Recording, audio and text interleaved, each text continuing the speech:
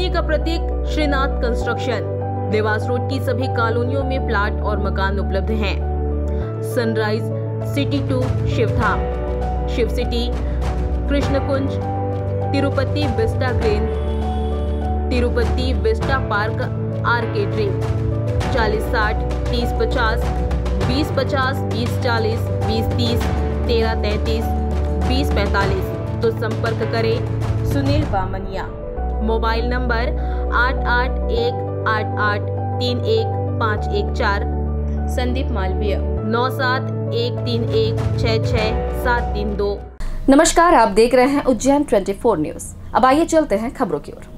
उज्जैन में आयोजित पंचकोशी यात्रा 2025 के सफल और शांतिपूर्ण समापन के उपलक्ष्य में पुलिस अधीक्षक प्रदीप शर्मा ने एक संबोधन में पैदल मार्च की महत्ता को रेखांकित करते हुए कहा कि यह पुलिस बल की सजगता, अनुशासन और टीम भावना का प्रतीक है, जो पुलिस कर्मियों की शारीरिक फिटनेस और मनोबल को सुदृढ़ करता है। उन्होंने बताया कि इस बार की यात्रा बिना किसी अप्रिय घटना के संपन्न हुई, जो उज्जैन पुलिस की सतर्कता, सूझबूझ और निरंतर प्रयासों का प्रतिफल है। उन्होंने समस्त पुलिस स्टाफ को इस उल्लेखनीय उपलब्धि के लिए हार्दिक बधाई और शुभकामनाएं दी तथा जनता के सहयोग को भी सफलता का महत्वपूर्ण आधार बताया। परेड का आयोजन टावर पर रखा गया। एक तो जनता के बीच संदेश देने के लिए कि उज्जैन पुलिस पूरी तरह से मुस्तैद है और सभी पॉइंट्स पर लगातार व्यवस्था बनाए हुए। इसके साथ ही हमारे अप्रैल में पंचकोशी यात्रा और मार्च में लगातार त्योहारों में फोर्स ने बहुत अच्छी ड्यूटी की है। तो आज उसका सार्वजनिक तौर पर अभिवादन भी किया गया और उनको सभी को पुरस्कृत भी किया गया।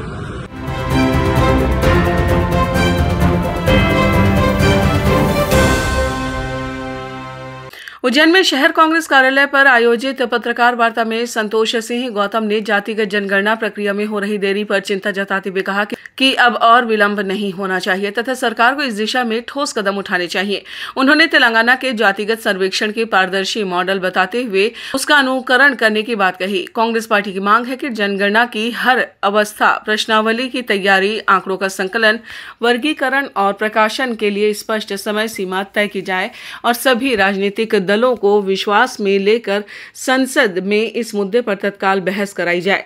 गौतम ने यह भी कहा कि सरकार को इस कार्य के लिए तुरंत धन आवंटित करना चाहिए, क्योंकि एकत्रित आंकड़े आरक्षण, कल्याण योजनाओं, शिक्षा और रोजगार नीति के निर्धारण में महत्वपूर्ण भूमिका निभाएंगे। इस अवसर पर शहर कांग्रेस अध्यक्ष मुकेश भाटी, जिला अध्यक्ष कमल पटेल, नेता प्रतिपक्ष रवि राय और बबलू खींची भी उपस्थित रहे। जातीय जनगणना का जो ताजा फैसला केंद्र सरकार ने लिया है, हम उसमें आपके समक्ष ये बताना चाहते हैं कि ये फैसला केंद्र सरकार लेती नहीं यदि जनता की मांगों को स्वर माननीय राहुल गांधी जी ने, कांग्रेस पार्टी ने न दिया होता। जो राहुल गांधी जी के द्वारा एक प्रेशर क्रिएट किया गया, विपक्षी दलों के द्वारा जो प्रेशर क्रिएट किया गया, उसके दबाव में आकर अपनी मंशा के विपरीत नरेंद्र मोदी जी को ये फैसला लेना पड़ा और जिसका फैसला जो ये फैसला है, इससे जो वंचित तबका है समाज का, उसको बहुत फायदा पहुंचेगा। और निश्चित रूप से हम ये चाहते हैं कि इसकी समय सीमा भी घोषित हो कि कब तक केंद्र सरकार इस जातिगत जनगणना को पूरी करवा लेगी।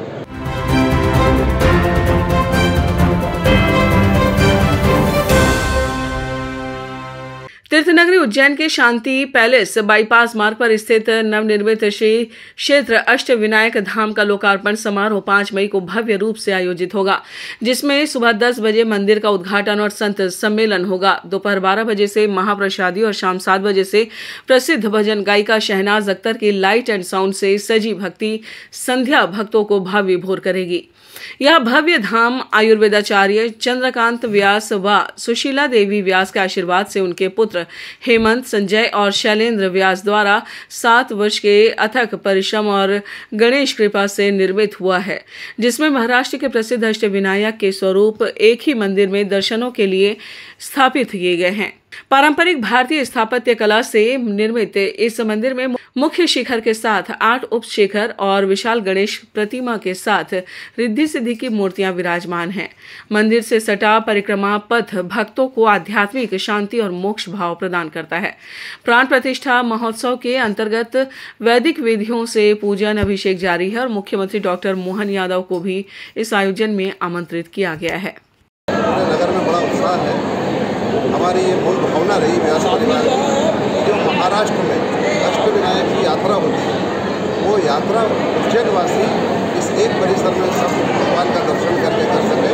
इसी मूल भावना से उज्जैन में यह एक नया तीर्थ की स्थापना की गई है और इसके मूल में यही भावना है कि सब लोगों को अष्टविनायक की यात्रा का फल उज्जैन में ही इनके दर्शन करके प्राप्त हो और यहाँ पर उसके सब काम हो और उसको मोक्ष की भी प्राप्ति हो, उसके सब कार्य सिद्ध हो। इसी मूल भावना से इस मंदिर की स्थापना की गई है।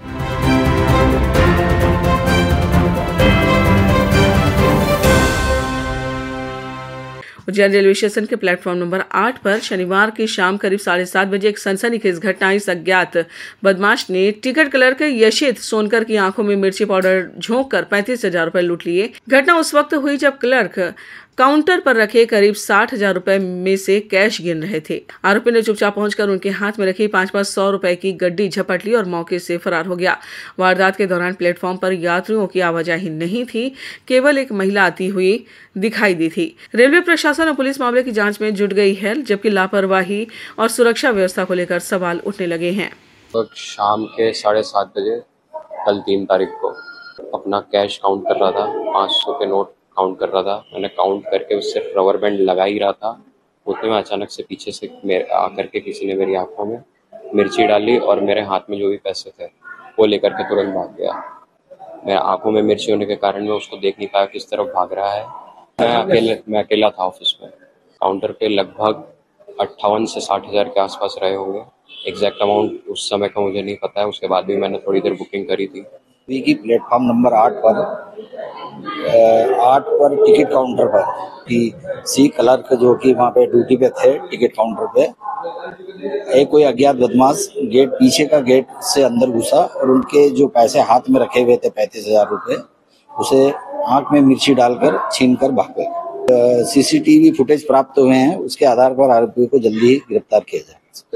उस समय पे कोई उपस्थित नहीं था, लेकिन फुटेज में एक महिला बाद में आती हुई दिखाई दे रही है।